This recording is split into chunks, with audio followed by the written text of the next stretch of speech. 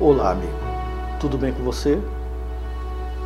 Excetuando-se a expressão "como vai", talvez nenhuma outra pergunta seja repetida tão frequentemente como a indagação "que horas são?". Quando o marido se movimenta na cama pelo amanhecer, a esposa, ainda sonolenta, pergunta: "que horas são?". O noivo, enquanto aguarda a chegada da sua amada à porta da igreja, pergunta ao padrinho: "que horas são?". O soldado de plantão em seu turno, aguardando a luz do alvorecer, pergunta ao seu companheiro de vigília: "que horas são?".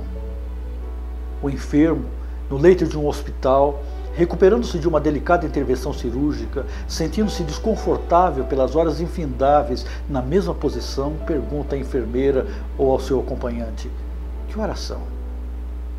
Os caminhantes pelas inóspitas estradas da vida, com os pés feridos pelas pedras traiçoeiras da existência, quase sem esperanças, perguntam: "que horas são?".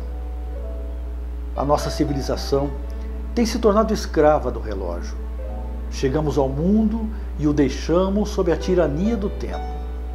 Comemos, dormimos, trabalhamos e descansamos, preocupados com o passar das horas e vigiados por relógios de ponto, despertadores, campainhas e alarmes. Os apaixonados namoram tendo hora marcada para ir e vir. Nas escolas, as aulas são rigorosamente cronometradas e organizadas a partir de unidades de tempo. Até os pregadores precisam ficar de olho no relógio. Se passam do limite, são abandonados pelos ouvintes e continuam falando ao vento. Que horas são? Esta é uma pergunta muito séria. Dizem que numa torre no Oxford College, logo abaixo do relógio, estão gravadas as seguintes palavras em latim: "elas passam e são cobradas de nossa conta". A verdade é que, quando jovens, não nos preocupamos muito com a passagem do tempo. Em muitos momentos, até torcemos para que ele transcorra mais rápido. Porém, à medida que vamos envelhecendo e sentimos a vida fluindo e ao mesmo tempo escapando pelos vãos dos dedos, roubando de nós momentos e pessoas queridas, quase que imploramos para que ele ande mais devagar, que ele seja menos cruel, que nos dê ao menos mais uma chance. Diante desta realidade, na Bíblia, na Epístola aos Efésios, no capítulo 5, versos 15 e 16, Deus diz: "portanto, vede prudentemente como andais, não como nécios, mas como sábios, remindo o tempo, porquanto os dias são maus".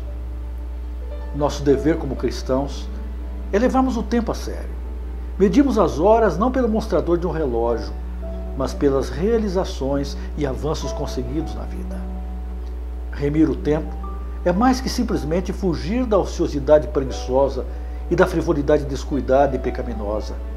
Envolve agir positivamente para aproveitar cada instante, cada oportunidade em favor do bem. Em sentido absoluto, podemos afirmar que é pecado desperdiçar o tempo, porque o tempo representa preciosas oportunidades, algumas vezes únicas, insubstituíveis, de crescimento, de graça, de escolhas, de salvação. É claro que não estamos dizendo com isto que seja errado o descanso, o lazer, os momentos silenciosos do cuidado da alma. Aliás, sem essas ocasiões, a vida não faz sentido. É correria insana e sem razão. Contam que, em certa ocasião, alguém perguntou a Galileu Galilei: "quantos anos você tem?" E ele respondeu: 8 ou 10, em evidente contradição com a sua barba branca. E logo ele explicou: "eu tenho, na verdade, os anos que me restam, porque os já vividos não os tenho mais". Você já parou para pensar sobre isso, amigo? Alguém disse: a nossa moeda mais valiosa hoje é o tempo. E o tempo não é infinito, pelo menos não para nós. Ele se resume no hoje, no agora. O amanhã não nos pertence. Por isso, o conselho divino: portanto, como diz o Espírito Santo, se ouvirdes hoje a sua voz, não endureçais os vossos corações. Hebreus 3, verso 7. Contam que Albert Schweitzer, famoso médico missionário, quando já idoso, fazendo um balanço da sua vida e percebendo que havia ainda muito a realizar, disse melancolicamente: algumas vezes eu desejo poder ficar parado numa esquina da rua, com um chapéu na mão, a fim de que os transeuntes possam lançar a mim as suas horas supérfluas. Mas acontece que tempo não se dá, tempo não se vende, não se multiplica, tempo se aproveita enquanto ele passa por nós, enquanto ele está disponível. Você tem aproveitado o tempo, as oportunidades, as chances que Deus tem lhe dado?